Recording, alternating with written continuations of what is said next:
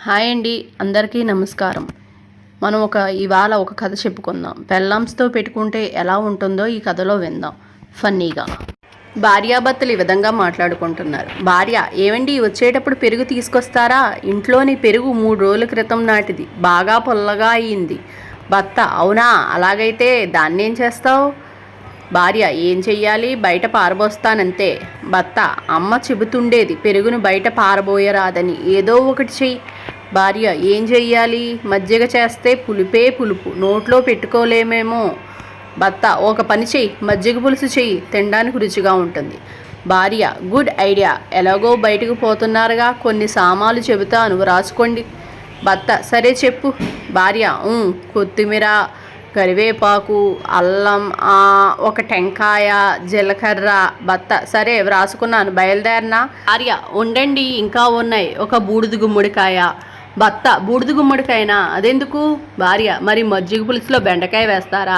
తెచ్చేదేదో పెద్దదే తెండి, కోసి పెట్టినది కుళ్ళిపోయింది కాకుండా చూసి తీసుకురండి. భర్త: సరే బయలుదేరనా?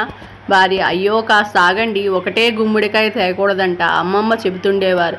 ఎలాగో తెస్తున్నారు, 2 తెండి, అవి కూడా పెద్దవి. ఇంకొక పని చెయ్యండి, పెద్ద గుమ్మడికాయ తెస్తున్నారు ఎలాగో, 1 కేజీ చక్కెర, 1 కేజీ నెయ్యి, ఎండు ద్రాక్ష, జీడిపప్పు, యాలకులు.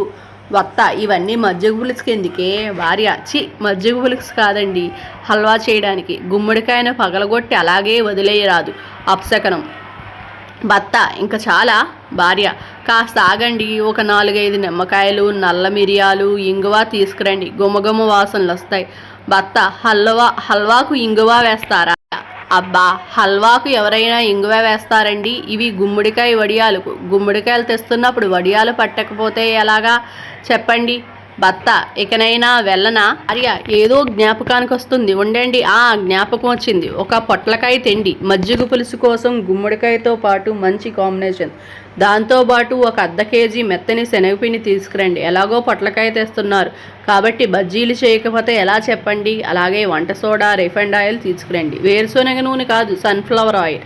భర్త: సరే బయలుదేరుతున్నాను. భార్య: అదేమిటి, వెనక తలుపు వైపు అక్కడెక్కడికి వెళ్తున్నారు?